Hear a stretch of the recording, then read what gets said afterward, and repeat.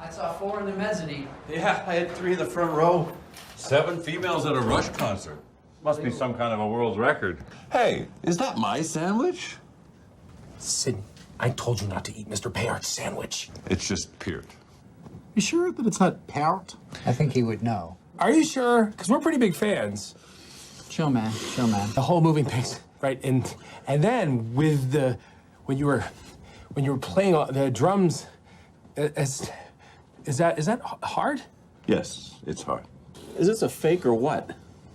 3 C's and access? Come on. You told me your buddy Ethan worked at the record label. My buddy Ethan works at Kinko's. I'm gonna get someone to come down here and kick your ass unless you get out of here now. Oh, it's the lights. Somebody peed on my chair. That's just so rude. I'm just looking at the heads of the dead things. Yeah, that's why my wife won't come here. Thought you were. That's gonna be 5 years. What? 5 years. 5 years. It's a ripoff, man. I wouldn't make plans for 5 years. Well, I that was didn't- that joke. I don't even wasn't buy planning green. on it. I don't even buy green bananas. You don't? No, it's an old man joke. I hate fucking watches. How do you know what time it is? I don't care about the time. Ooh. Unless it's You going know, backwards. you didn't feel that way when you wrote that song called Time, where the lyrics were time blinds my eyes with light. Yes. You gotta watch that. Why don't we write some songs? Right now. Let's start. I got a notepad here. It's in this pocket. He's a Oh, writer. you're gonna He's write some writing. lyrics? I can write things down right Can now. you write some lyrics? Right now. Well, that's why I brought the drums. This is a man ready for work. Okay, here. Oh, Jimi Hendrix. Wait a minute. You want a lighter? You gotta light that thing on fire. Don't right? put anything in your mouth. Okay. Honestly, Come on. I pay There you good go. money for that thing.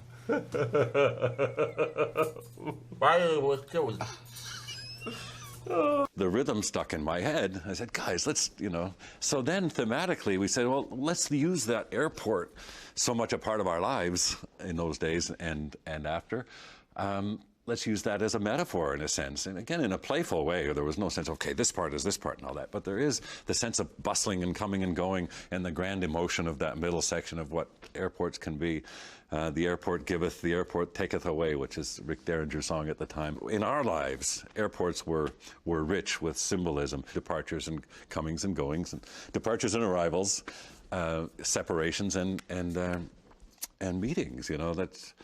That was kind of woven into the song in a playful. Oh, the exotic nature of Travel to Analysis guitar solo, for sure. He wove in that kind of Eastern mode, which gives a sense of the exotic at airports. When you look at the departures up there, you see Amsterdam and you see Shanghai and all these places. Airports are, when you strip away the modern day tedium, they're pretty romantic places. So all of that, I think, informs the composition side of YYZ too.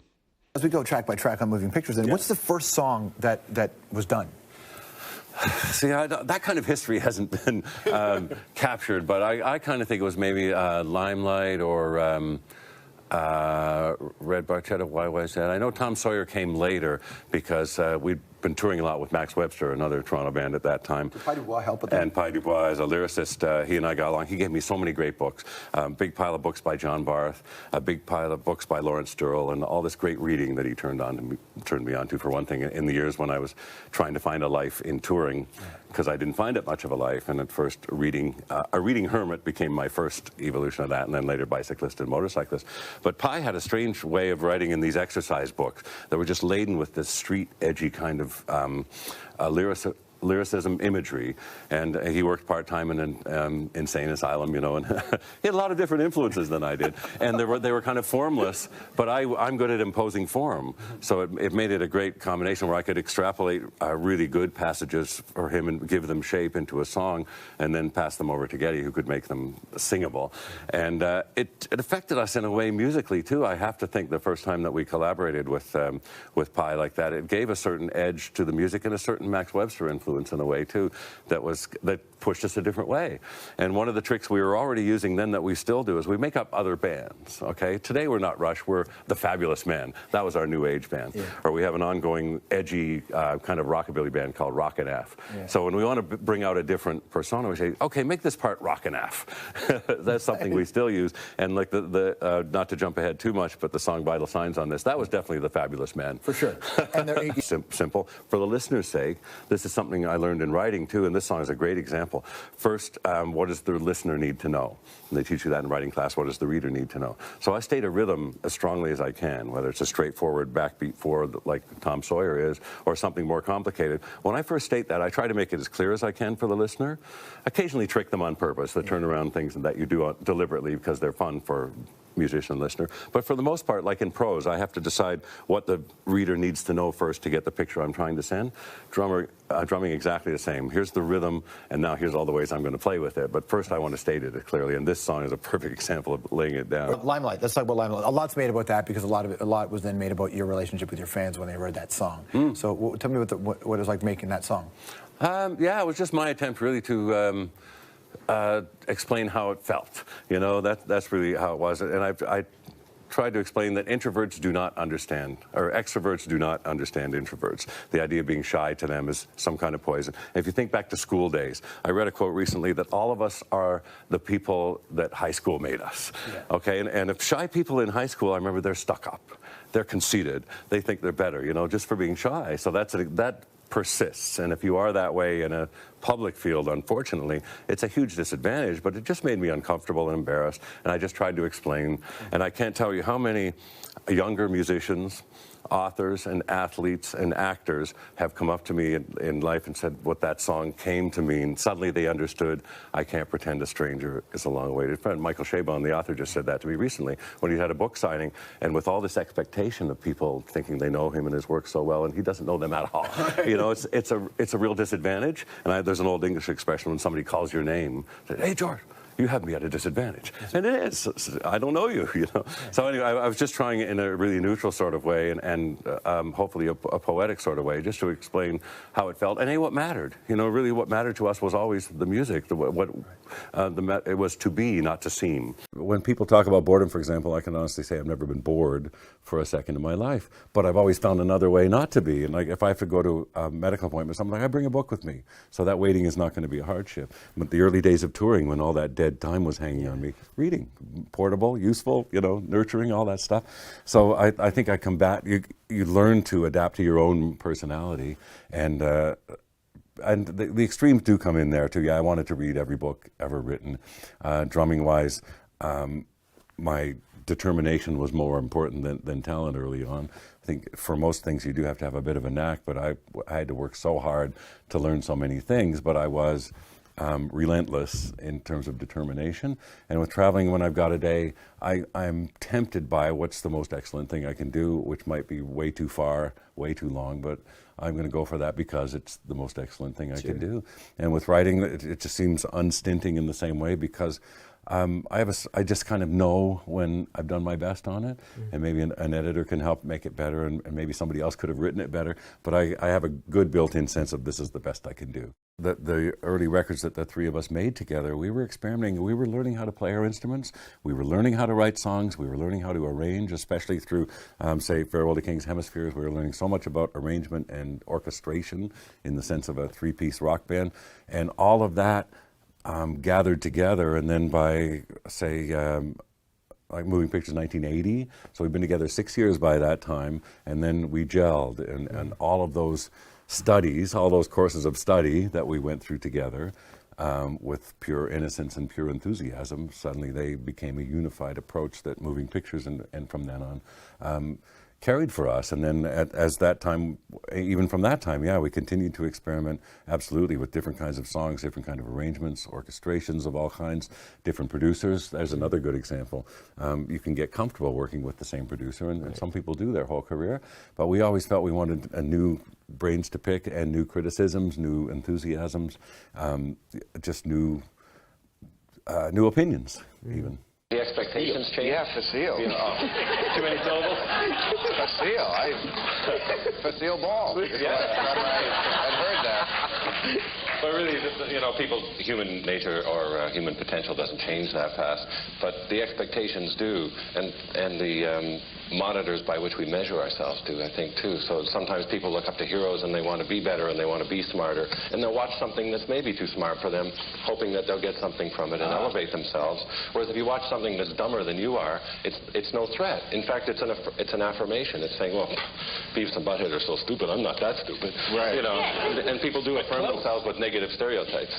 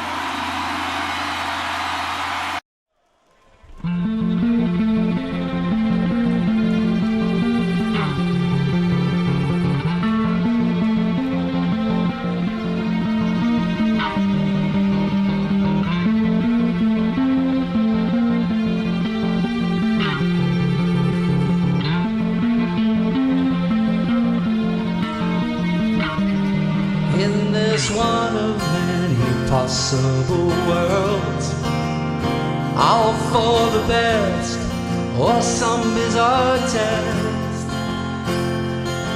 It is what it is, and whatever. Time is still the infinite jest. The arrow flies when you dream. The hours tick away, and the cells take away. The watchmaker keeps to his schemes. The hours tick away, they tick away, yeah. The measure of a life is a measure of love and respect. So hard to run, so easily burned. The measure of a life is a measure of love and respect. So hard to run, so easily burned. In the fullness of time, our garden to nurture and protect.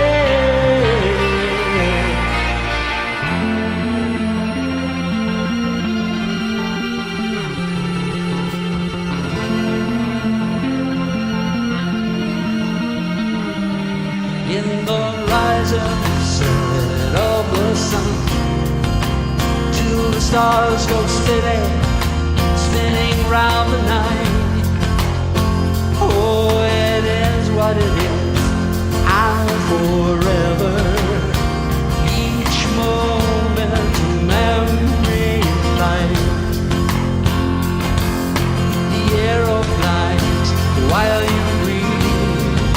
The hours tick away, the cells tick away. The watchmaker's time up his sleeve. The hours tick away, they tick away, yeah.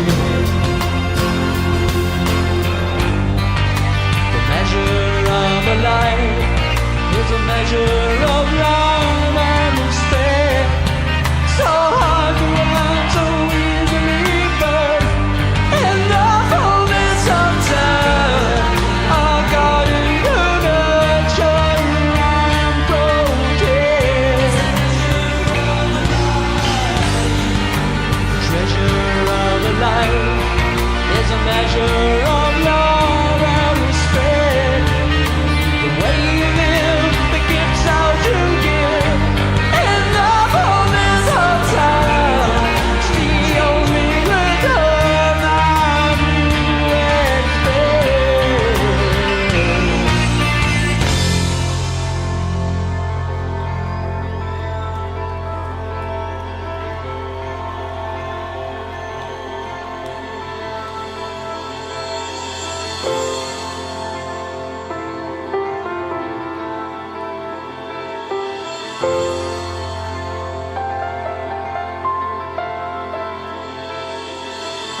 The future disappears into memory, with only a moment between. Forever dwells in that moment. Hope is what remains to be seen. Forever dwells in that moment. Hope is what remains.